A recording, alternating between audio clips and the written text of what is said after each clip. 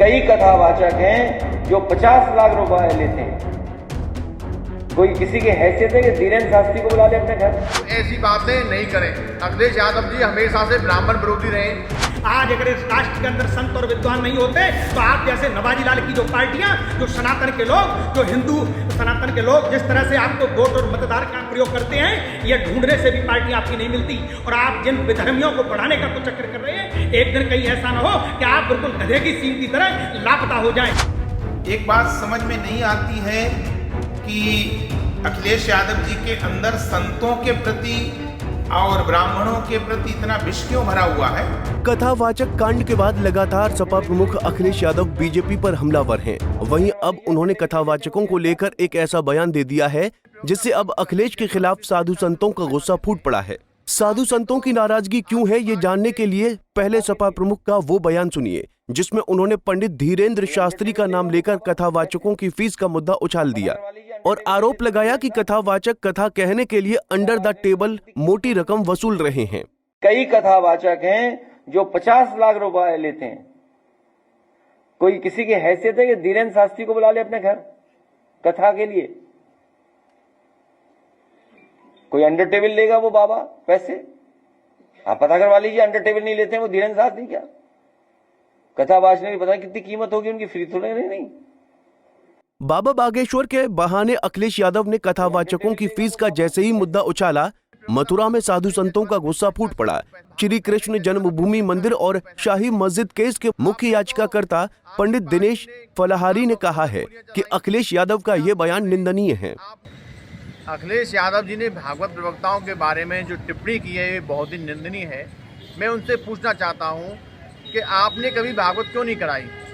जो भी प्रवक्ता भागवत करते हैं, जजमान अपनी स्वेच्छा से उनको पैसा देते हैं। आपने तो, आपकी पार्टी ने राम भक्तों पे गोलियां चलाई तब भी आप मौन रहे। आपने हज हाउस बनवाया, करोड़ों रुपए का जो हज हाउस बना उसमें सनातनी हिंदुओं का टैक्स का पैसा लगा है।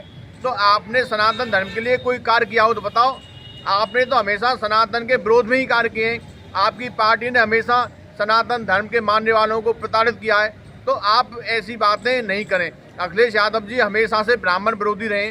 तो आपको हम यही कहना चाहते हैं कि इस तरह की यदि आप बात करेंगे तो हम अपनी वोट बैंक की ताकत से आपको चुनाव के वक्त सबक सिखाएंगे।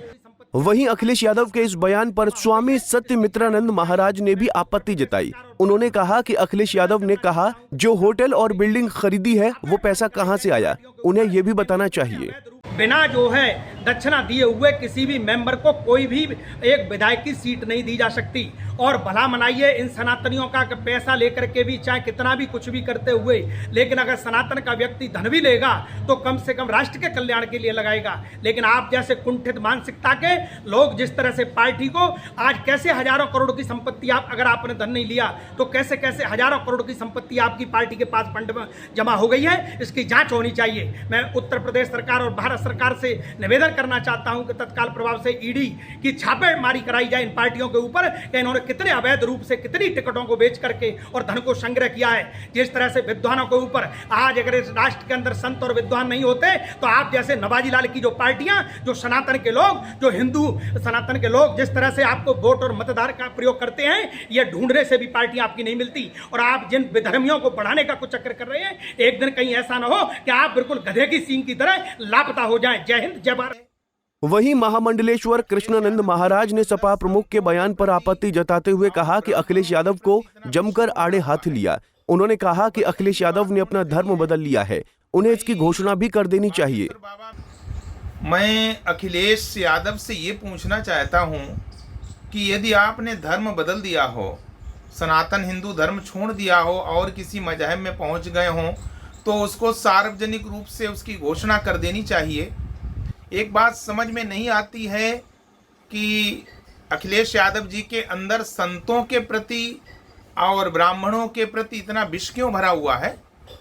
बड़ी अजीब बात उन्होंने कही है कि भाई बागेश्वर बाबा मेज के नीचे से पैसे लेते हैं 50 लाख रुपए। अरे एक सनातन हिंदू धर्म का प्रचार प्रसार करने वाला व्यक्ति, तुम सभी सनातनी हिंदुओं और संतों को टारगेट कर रहे हो। मेज के टेबल के नीचे से तो घूस ली जाती है। टेबल के नीचे से जब कोई सरकार में होता है तो कमीशन लेता है। संत जो हैं वो टेबल के नीचे से नहीं लेते हैं, संतों को लोग दान देते हैं। साधु संतों का कहना है कि अखिलेश यादव अपने वोट बैंक के लिए कथावाचकों और साधु संतों का अपमान कर रहे हैं। उनका मकसद सनातन की भावनाओं को ठेस पहुंचाकर मजहबी तुष्टीकरण करना है और इसी को लेकर साधु संतों ने अब चुनाव में अखिलेश यादव की पार्टी को सबक सिखाने की बात कही है। पंजाब केसरी टीवी के लिए मथुरा से मदन सारस्वत की रिपोर्ट। हमसे जुड़े रहने के लिए हमारे YouTube चैनल को सब्सक्राइब करें और नई वीडियो की नोटिफिकेशन के लिए बेल आइकॉन को दबाएं। अगर आप ये वीडियो Facebook पर देख रहे हैं तो लाइक जरूर करें और ज्यादा से ज्यादा शेयर करें। धन्यवाद।